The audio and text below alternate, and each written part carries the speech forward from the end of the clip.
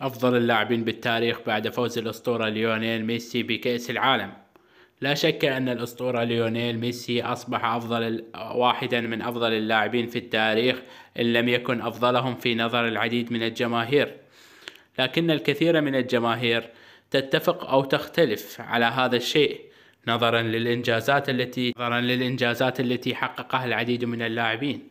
لكن ليونيل ميسي تميز في كونه جمع العديد من الألقاب والإنجازات معا، كأول لاعب في التاريخ يجمع كل الألقاب الممكنة، وهذا الشيء جعل من الأسطورة ليونيل ميسي الأفضل والأبرز بلا منازع، والأكثر مهارة، والأكثر تحكما بالكرة، والأكثر تسجيلا في نظر العديد من الناس والجماهير.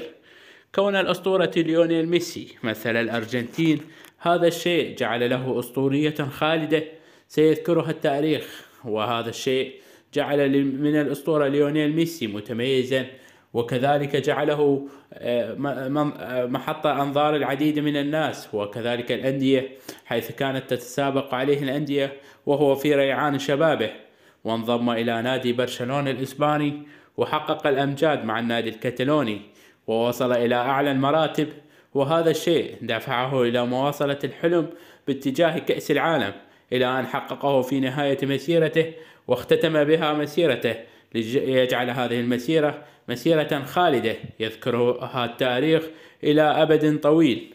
وشكرا جزيلا لكم على المشاهدة.